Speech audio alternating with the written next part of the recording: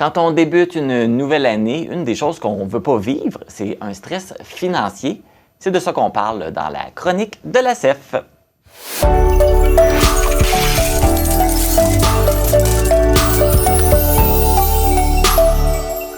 Alors, je suis en compagnie de la directrice de la CEF, Hélène Guilbeault. Bonjour, Hélène. Bonjour et bonne année. Ben oui, bonne année à toi aussi. Puis beaucoup de bonheur, de santé et surtout pas de stress. C'est ça, exactement, comme je le mentionnais.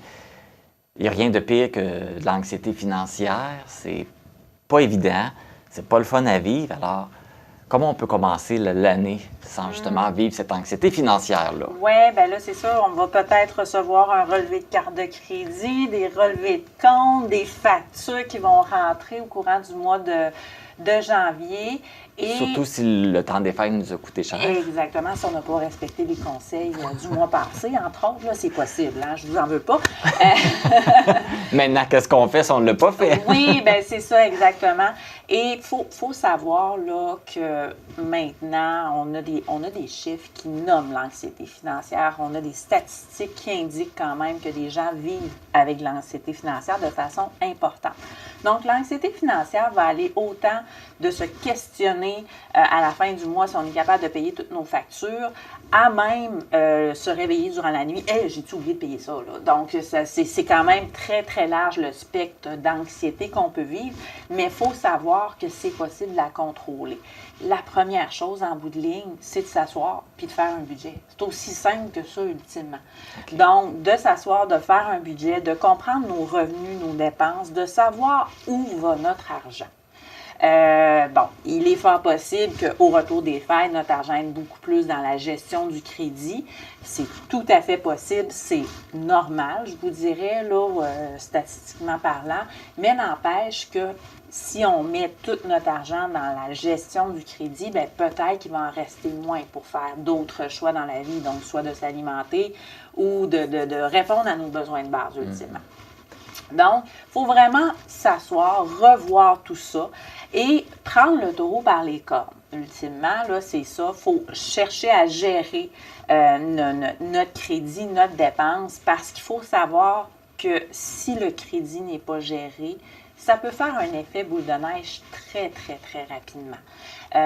Donc, si on a de la misère à payer notre crédit un premier mois, bien, ça se peut que le deuxième mois, ça soit la même chose et ainsi de suite. Donc, il faut vraiment réduire notre boule de neige. Habituellement, l'hiver, on a tendance à les grossir, les boules de neige, pour faire des beaux bonhommes, mais là, on oublie ça. Dans la gestion des finances, on veut réduire le plus possible la boule de neige, s'y attaquer pour essayer de faire fondre notre crédit ultime. Oui, puis l'anxiété financière, ça peut avoir des impacts quand même négatifs sur d'autres sphères de notre vie. Ben oui. On en parlait, tu en parles un petit peu, on dort pas bien. On dort pas bien. Ça peut avoir des impacts sur la relation de couple. Exactement. Sur la santé même à proprement parler, parce qu'on peut faire des crises d'anxiété à divers sujets dans la vie et ça a un impact vraiment sur notre intérieur ultimement. Donc peut-être qu'on va moins bien s'alimenter. Face à tout ça, on va peut-être aussi avoir d'autres petits pépins, des ulcères. Il y a beaucoup de gens qui vivent ça de cette façon-là. Donc, oui, effectivement, ça peut nous créer d'autres enjeux importants qui peuvent eux aussi engendrer d'autres dépenses. Et encore une fois, bien, on se ramasse avec l'effet boule de neige. Et des fois, on perd le contrôle de tout ça et c'est pas le fun. Oui, bien, c'est ça. C'est pas simple, c'est pas facile. Puis, bien, au Québec, on est bon là-dedans de pas parler d'argent. Hein? C'est rare qu'on en parle dans les soupers de famille. C'est rare qu'on en parle durant le temps des fêtes. Oui, c'est tabou. Oui, puis pourquoi c'est si tabou? C'est peut-être pas de réponse, mais... j'ai une certaine réponse. Oui, c'est vraiment une histoire de société d'une certaine façon. C'est dû à vraiment la construction même du Québec où, à l'époque, on était, un peu plus... des descendants d'autres pays, etc., etc. Donc, on a toujours gagné peu notre vie d'une certaine façon. Bon, là, dans les dernières années, c'est autre chose, mais ça a toujours été tabou compte tenu de ça parce que, justement, les gros revenus, c'était ailleurs. C'était pas ici. Donc, d'avoir des petits revenus, c'est pas intéressant d'en parler. Et il y a aussi toute l'ère, dans le fond, là, bon, on a parlé un peu des années noires au Québec. Donc, il y a ça aussi qui a rajouté parce qu'on avait vraiment beaucoup de catholicisme et c'est pas bien de faire l'envie, c'est pas bien de créer cette envie-là. Donc, de parler d'argent, mais c'était pas bien vu par la société. Là, tu amenais que la solution, qui peut paraître simple pour certaines personnes de faire un budget, mais pour certaines autres personnes, c'est quand même complexe. Oui. C'est quoi la base? C'est quoi qu'on doit savoir quand on fait un budget? Bien, à la base, il faut vraiment revenir. Un budget, c'est très, très simple. Des chiffres, c'est quand même relativement simple dans la vie. 1 plus 1 égale 2. Donc, un budget, c'est un peu le même topo. Donc, il faut bien prendre connaissance de l'ensemble de nos revenus. Donc, on va parler du salaire, des allocations, des crédits d'impôt, des prestations diverses qu'on peut recevoir, tout dépendant d'où est-ce qu'on est rendu dans la vie. Donc, on va vraiment prendre l'ensemble de nos salaires, de nos revenus et auquel on va soustraire notre style de vie. Donc, le style de vie, il est différent pour toi, pour moi, pour les gens à la maison. Donc, on a chacun notre propre style de vie, il faut savoir, il faut pouvoir respecter tout ça, parce que c'est pas parce que toi, tu dépenses X montant en alimentation que forcément, moi, je vais en dépenser la même chose. On ne dépense pas le même montant. Dans les loisirs, on ne dépense pas le même montant. On ne fait pas les mêmes activités. Donc, ça varie d'une personne à l'autre. Exactement. Donc, il faut vraiment prendre l'entièreté de ces dépenses-là. Donc, les dépenses vont couvrir vraiment toutes les sphères de la vie. Donc, on va aller vraiment de la base, donc de se loger, de se nourrir, de se vêtir. Donc, on parle vraiment des besoins de base. Et après ça, on va aller ajouter autre chose, donc plus au niveau social. Donc, le fait d'avoir des téléphones, télécommunications, le fait de pouvoir justement avoir un loisir, des activités, le fait de pouvoir, peut-être investir dans des formations, dans de l'amélioration personnelle. Et aussi, la gestion de nos épargnes, la gestion aussi de notre crédit doit être inclus dans notre budget. On ne peut pas dissocier le crédit du budget. Il doit être vraiment intégré à même le budget. Parce qu'on en a tous recours à du crédit à un moment donné dans notre vie. Oui, c'est pas là le problème. C'est l'abus du crédit. C'est là que c'est. Oui, bien c'est ça. Puis c'est ça qui souvent dérape.